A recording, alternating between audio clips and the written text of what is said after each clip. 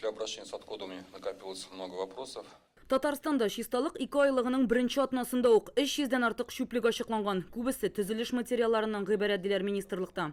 Экономика ул беренче булырга тиеш табигатьне саклау.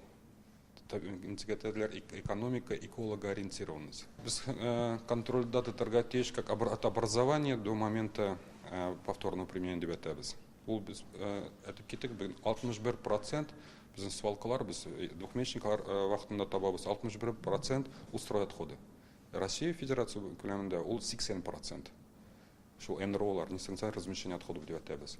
Шуны күрә ул направление белән бик эшләргә тиеш.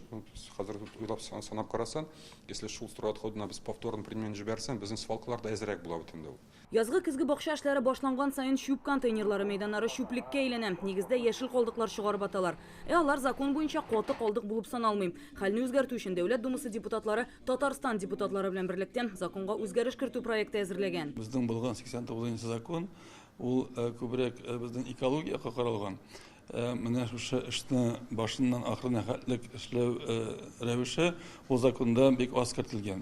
Ул аның калган өлеше аның безнең правительственның документларында бар, но закон нигезендә каралмаган. Менә шушы әйтик инде буш урыннарны күреп, аның өстендә азак эшләп, безнең Татарстанның Дәүләт Советы депутатлары белән берлектә без җәйкене керттек Дәүләт Думасына шушы законопроектны. 2019 елда кертелгән шүп реформасы үзен акламады дип белгечләр. Каты көнкүреш калдыклары әйләнеше схемасы буенча республикада полигоннар, шүпне сортларга аеру пунктлары төзелергә тиеш булса, чынлыкта бу план үтәлмәгән. Это не должен быть вопрос бизнеса. Аты калдык дигәндә бизнес белән керем түгел, әйләнә тирәнең чисталыгы көн кадагында торырга тиеш. Төбәк оператор килгәч, күпләр бу өлкәдә эшләүдән туктады. Хәзер бер төбәк оператор бар. Анысы да төшеп калган шүпне бу безнеке түгел дип алып китмәй, башка җаваплы затларга җибәрә.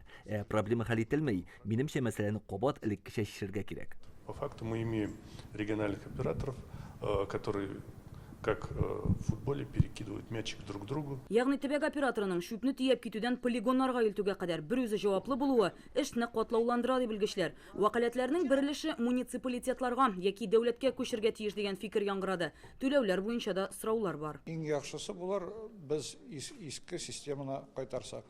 Анда түлидер без факт өчен, то есть булган өчен, уйлап чыгармаган өчен. Хәзер безнең аякка башка безне куйдылар и без төлибез уйлаган объем өчен.